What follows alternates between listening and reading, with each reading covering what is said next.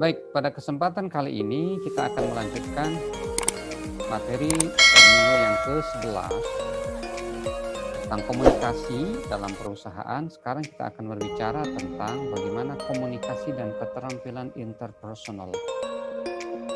Di minggu lalu kita sudah membahas beberapa hal yang menyebabkan seseorang itu tidak berkomunikasi atau tidak efektifnya komunikasi di dalam perusahaan. Maka kita lanjutkan dalam pertemuan kita saat ini bahwa bagaimana cara kita menangani hambatan terhadap komunikasi agar komunikasi itu berjalan secara efektif.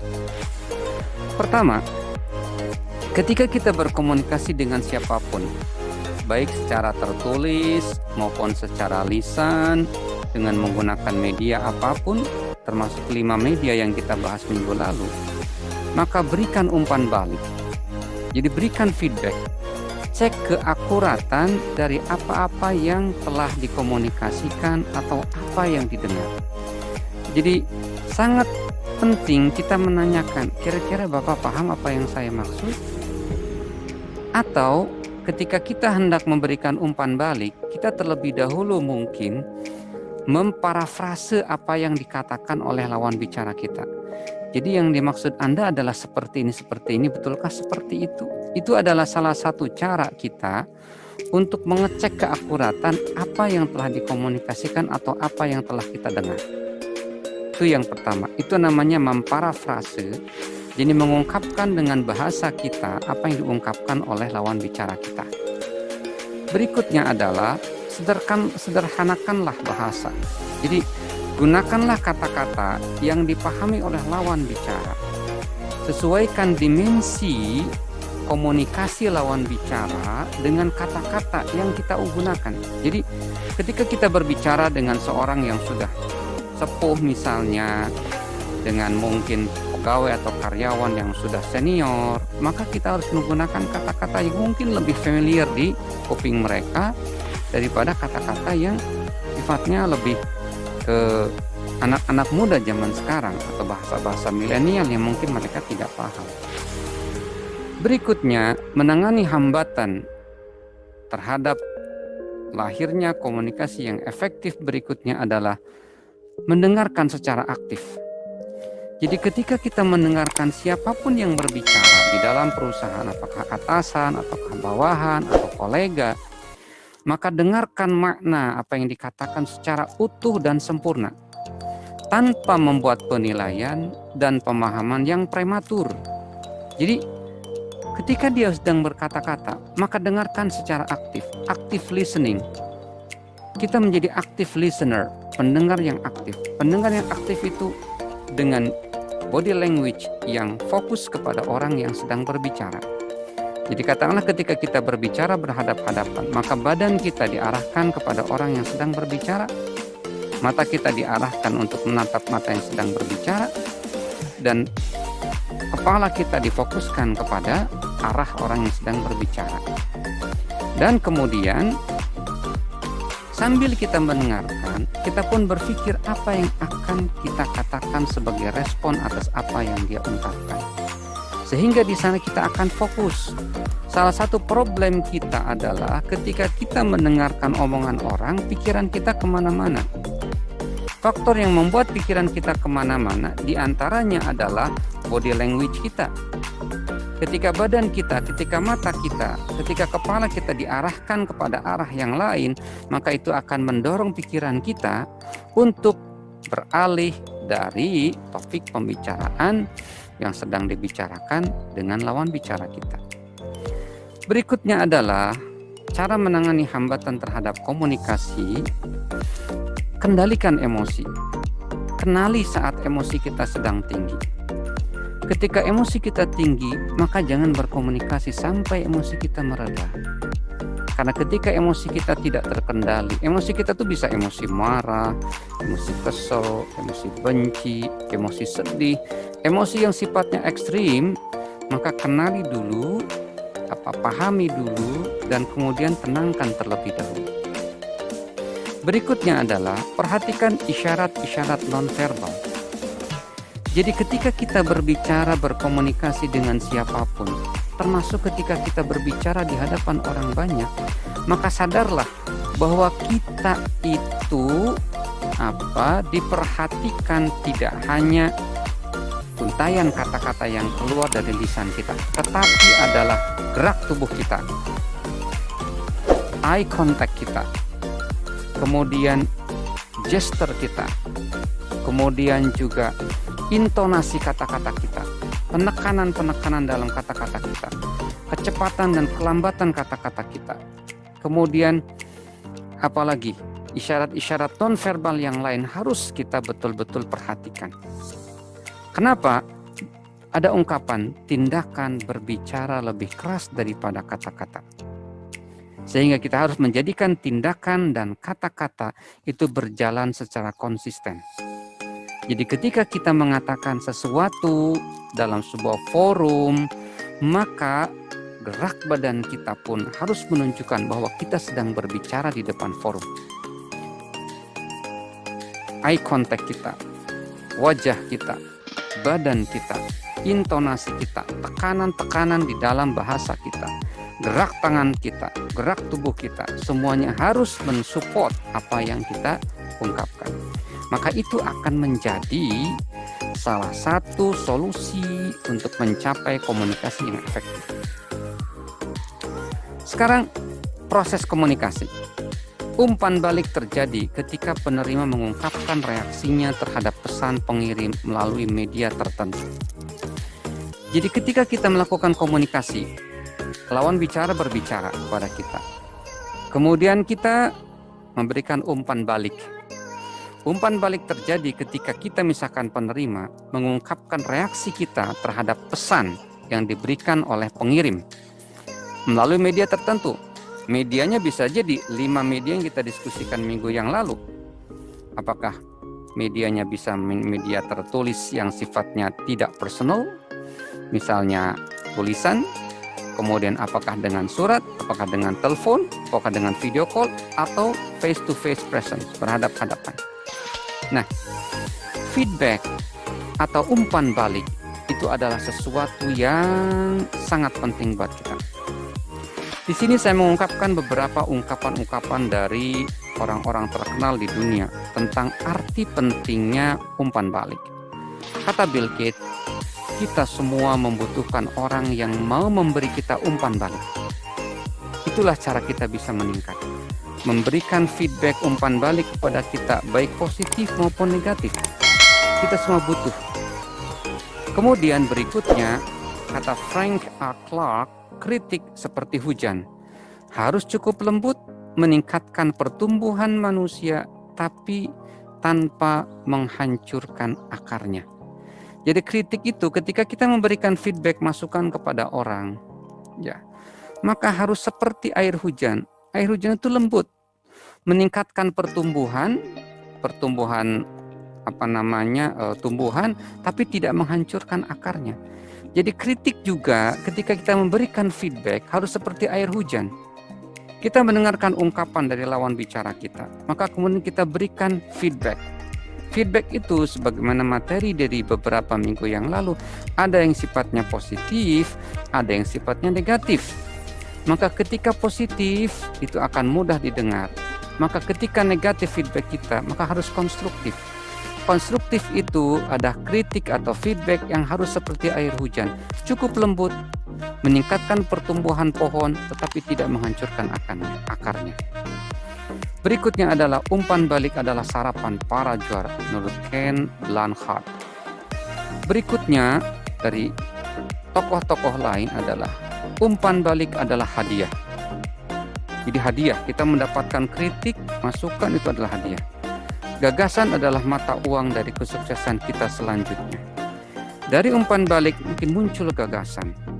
Dan gagasan itu adalah mata uang kita untuk mencapai sukses berikutnya. Perlihatkan kepada orang bahwa Anda menghargai umpan balik dan ide kedua-duanya. Jadi ketika kita mendengarkan apa yang disampaikan oleh orang lain dan itu adalah tentang umpan balik kepada kita, maka hargailah. Karena itu merupakan mata uang bagi kesuksesan kita selanjutnya. itu adalah hadiah dan itu adalah mata uang untuk kesuksesan kita berikutnya. Keahlian intuitif yang sebenarnya dipelajari dari pengalaman berkepanjangan dengan umpan balik yang baik terhadap kesalahan. Jadi begini, kemampuan kita untuk bisa memprediksikan, untuk mempunyai intuisi, ketajaman insting, ya, itu bisa kita pelajari dari pengalaman yang berkepanjangan dan dengan umpan balik yang baik terhadap kesalahan. Jadi begini, kita bisa menjadi orang yang punya analisa yang tajam. Kita bisa menjadi orang yang mempunyai daya kemampuan untuk memperkirakan kira-kira apa yang akan terjadi di masa yang akan datang ketika kita melakukan hal yang seperti ini. Atas apa? Atas pengalaman yang panjang dan umpan balik dan feedback, masukan atau kritik yang baik terhadap kesalahan-kesalahan kita. Jadi dengan kita terus mendapatkan banyak masukan, umpan balik atas kesalahan yang kita lakukan, maka kita akan mempunyai yang dinamakan keahlian intuitif, keahlian intuisi, keahlian indera keenam. Ya, ini keahlian intuitif. Berikutnya, umpan balik yang negatif dan positif. Umpan balik itu ada yang negatif, ada yang positif. Ya. Konteks atau keadaan tempat kerja. Reaksi terhadap tindakan karyawan termasuk hasil kerja atau perilaku karyawan untuk menghambat agar tindakan tersebut tidak berlanjut. Jadi gini, saya katakan ulang bahwa umpan balik itu, feedback itu ada negatif, ada yang positif. Nah, umpan balik negatif konteksnya dalam tempat kerja adalah reaksi terhadap tindakan karyawan, ya, bawahan kita atau kolega kita atau mungkin atasan kita, termasuk hasil kerja atau perilaku dari karyawan yang tujuannya adalah untuk menghambat agar tindakan tersebut tidak berlanjut. Misalnya karyawan bolos, maka kita bereaksi terhadap karyawan kita yang bolos dengan kita ingin menghambat agar bolosnya itu tidak berlanjut. Maka kemudian kita perlu memberikan feedback, umpan balik, tapi umpan balik negatif. Karena kita ingin menghambat agar si karyawan itu tidak melakukan lagi tindakan bolos. Maka umpan balik itu, ya, solusinya atau tipsnya adalah harus konstruktif agar efektif. Jadi ketika kita memberikan masukan, mengingatkan kepada karyawan yang suka bolos itu harus sifatnya membangun. Agar tujuan kita, agar karyawan itu tidak lagi bolos itu tercapai. Misalnya tolong masuklah ke kantor setiap hari karena kita memang sangat memerlukan Anda.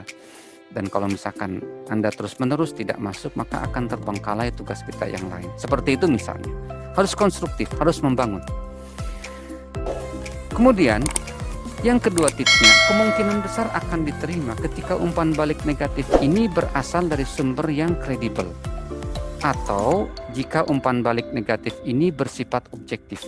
Jadi sumber yang kredibel itu artinya begini. Katakanlah ketika mengingatkan karyawan yang sering bolos, maka perlu yang mengingatkannya mungkin atasannya yang kredibel, yang memiliki kredibilitas, yang dipandang sebagai orang yang memang mempunyai otoritas untuk mengingatkan karyawan yang suka bolos.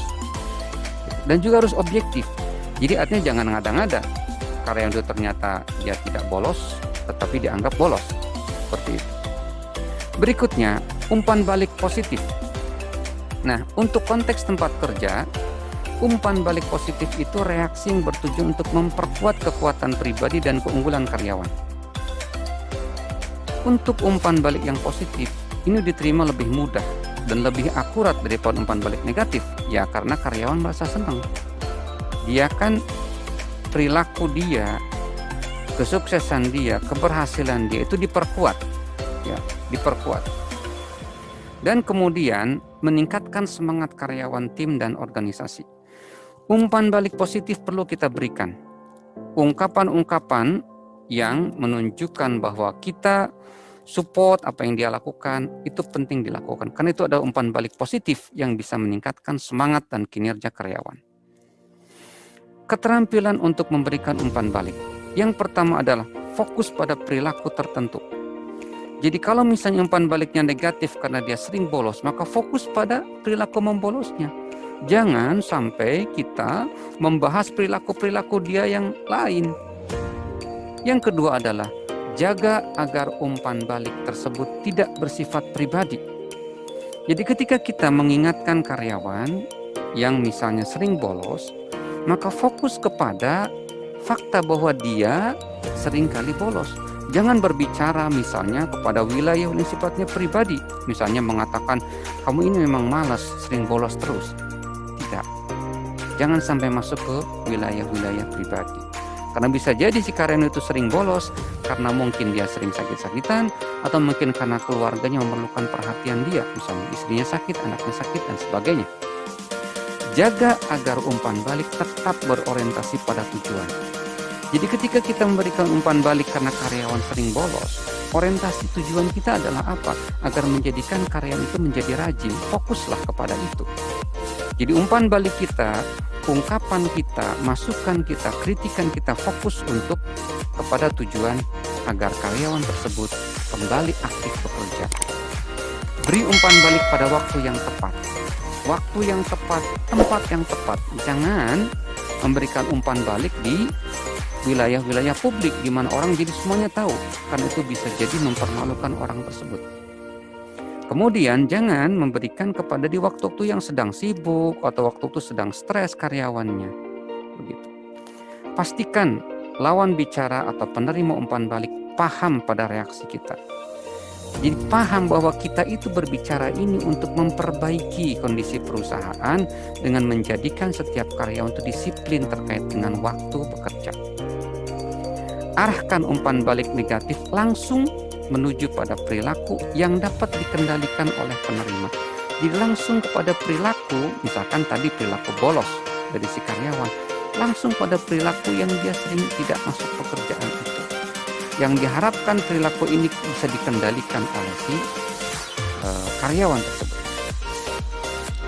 Komunikasi sangat penting dalam mengelola perusahaan. Sejauh mana besarnya arti pentingnya komunikasi bagi pengelolaan perusahaan? Luar biasa. Kata Henry Mintzberg, berkomunikasi bukan sekadar sesuatu yang dilakukan manajer yang menghabiskan banyak waktu dalam melakukannya, tetapi merupakan media di mana pekerjaan manajerial itu bisa dilakukan, terutama ini bagi manajer. Jadi manajer itu bukan hanya sekedar berkomunikasi untuk menghabiskan waktu, tetapi untuk menyelesaikan pekerjaan dan untuk melakukan pekerjaan. Kenapa? Karena manajer itu menurut Henry Mintzberg menghabiskan sekitar 40-80% waktu mereka hanya untuk berkomunikasi. Jadi ketika kita menjadi pimpinan, 40-80% waktu kita tuh ya untuk berkomunikasi. Dengan saluran apapun, dengan siapapun, baik internal di dalam timnya, internal antar timnya, atau internal ke eksternal, keluar dari perusahaan ini. Gitu. Komunikasi meningkatkan semua arus informasi di sekitar para manajer. Jadi komunikasi yang baik yang dilakukan oleh para manajer, misalkan Anda kedak menjadi pimpinan di perusahaan, dengan komunikasi yang akan meningkatkan arus informasi, air mengalir dengan baik. Kalau bisa manajer bisa melakukan komunikasi yang baik, maka komunikasi akan mengalir dengan baik di sekitar para manajer. Peran komunikasi seperti membran yang ada di sekitar manajer, di mana semua aktivitas manajerial akan melalui membran tersebut. Bahwa manajer tidak bisa lepas dari komunikasi. Ibarat membran yang mengelilingi semua aktivitas para manajer. Ibarat bumi dikelilingi oleh ditutupi oleh lapisan ozon, atmosfer, maka apapun yang akan keluar dari bumi harus melalui lapisan atmosfer tersebut. Berikutnya, manajer adalah pusat syaraf komunikasi. Manajer harus mampu memantau aktivitas dan menjadi pusat syaraf komunikasi. Jadi kalau komunikasi nggak jalan di sebuah perusahaan, di sebuah tim, maka yang menjadi masalah diantaranya adalah manajer. Karena berarti manajer tidak bisa membangun komunikasi di dalam tim atau perusahaan tersebut. Manajer menyebarkan informasi. Jadi kalau Anda menjadi pimpinan di perusahaan, pemilik perusahaan, maka sebarkan informasi itu seluas-luasnya.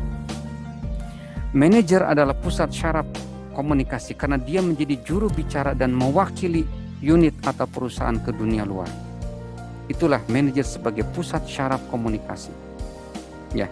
Dan manajer itu ya sebagai pusat syaraf komunikasi baik secara verbal, lisan, secara visual, tatapan, secara visceral, mendalam, berbicara, melihat, dan merasakan. Ini semua komponen-komponen dalam komunikasi di dalam perusahaan atau di dalam tim, maka manajer itu adalah yang berperan penting. Seperti itu. Keterampilan interpersonal dari para manajer. Jadi, keterampilan dari para manajer di dalam perusahaan ketika dia berinteraksi dengan orang lain adalah maka dia harus mampu sebagai tokoh, sebagai pemimpin, dan sebagai penghubung. Di antara para karyawannya dia harus mampu menjadi tokoh. Dia juga harus menjadi leader dan juga sebagai konektor yang menghubungkan. Begitu. Keterampilan apa yang dibutuhkan oleh para manajer pada masa-masa subperan dari peran interpersonal ini macam-macam. Sebagai tokoh mungkin dia harus bisa merepresentasikan seseorang yang diagungkan. Sebagai pemimpin dia harus menjadi seseorang yang bisa mengarahkan. Sebagai penghubung dia harus menjadi seseorang yang bisa menyatukan, mengintegrasikan. Cara berkomunikasi non-verbal yang efektif. Yang pertama adalah jaga kontak mata. Tadi komunikasi non-verbal. Jangan melihat ke arah orang lain, ke arah lain dari orang yang berbicara. Condong secara fisik ke orang yang berbicara. Berbicara dengan kecepatan yang sedang, jangan terlalu cepat berbicara ketika kita berkomunikasi dengan orang lain. Ini adalah cara komunikasi non-verbal yang efektif. Berbicara dengan nada teduh dan nada yang menenangkan. Jangan berbicara dengan nada yang tidak menyenangkan. Nada yang teduh itu nada yang datar, menenangkan. Senyum dan tunjukkan semangat. Jangan menguap atau menganga dengan berlebihan. Ketika kita berbicara dengan orang, tunjukkan bahwa saya itu semangat berkomunikasi dengan Anda. Dengan senyuman misalnya. Sesekali anggukan. Kepala tanda setuju. Jangan menutup mata. Sadarilah ekspresi muka Anda. Jadi harus ingat bahwa kita lagi berbicara dan komunikasi nonverbal kita, gesture atau bahasa tubuh kita itu diperhatikan oleh orang lain. Jangan menjilat bibir, jangan menggigit kuku, jangan bermain-main dengan rambut. Itu adalah sesuatu yang jangan dilakukan, don'ts dalam bahasa Inggrisnya. Yang lakukan do and don'ts. Lakukan dan jangan lakukan. Ini merupakan cara berkomunikasi nonverbal yang efektif. Bagaimana berbicara dengan efektif? Pertama, terlibat dalam pesan. Jadi ketika lawan kita berbicara, kita terlibat dalam pesan yang disampaikan oleh lawan bicara kita. Kita masuk dalam pesan yang disampaikan oleh lawan bicara kita. Yang kedua, kita terlibat dengan audiens. Audiens ketika berbicara, kita berhadapan dengan dia, kita mendengarkan dia. Kita kemudian memperlihatkan body language kita yang menunjukkan kita antusias dan kemudian terlibat dalam hasrat Anda. Jadi hasrat kita harus merasa menarik, tertarik dengan apa yang disampaikan oleh lawan bicara kita. Menjadi pendengar yang efektif, dia mendengarkan secara aktif. Biasanya kita hanya memahami 20 hingga 50% apa yang kita dengar. Secara aktif membaca sandi dan menafsirkan pesan verbal, itu mendengarkan secara aktif. Dan kemudian memberikan perhatian penuh dan memproses informasi. Itu adalah mendengarkan secara aktif. Memahami 20 hingga 50%, aktif membaca sandi dan menafsirkan pesan verbal, memberikan perhatian penuh dan memproses informasi yang disampaikan oleh. Baik, kita lanjutkan kembali.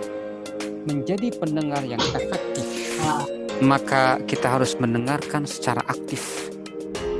Saya ulangi kembali, mendengarkan secara aktif itu biasanya kita hanya memahami 20 hingga 50% apa yang kita dengar. Jadi selebihnya mungkin kita tidak bisa memahami. Makanya oleh karena itu kita harus aktif untuk menjadi pendengar yang baik. Yang kedua, mendengar secara aktif itu membaca sandi dan menafsirkan pesan verbal. Jadi melihat apa clue-clue atau tanda-tanda yang diperlihatkan oleh lawan bicara kita. Dan kemudian kita menafsirkan pesan secara verbal. Jadi ungkapan kata-kata dari lawan bicara kita coba tafsirkan. Sambil mereka berkata-kata, kita menafsirkannya, tetapi tidak langsung kita mengambil sebuah kesimpulan yang prematur. Prematur itu artinya yang yang terlalu awal. Kemudian memberikan perhatian penuh dan merespon informasi. Jadi perhatian kita penuh ketika kita mendengarkan lawan bicara kita. Ada 5 gaya mendengarkan. 5 gaya yang paling utama ketika kita mendengarkan. Pertama adalah gaya apresiatif. Gaya apresiatif ini adalah gaya ketika kita mendengarkan agar lawan bicara kita terhibur. Maka mungkin kemudian dia sedang berbicara tentang bagaimana keberhasilan dia, maka kita kemudian apresiasi agar dia semakin senang. Begitu. Yang kedua, gaya empatik.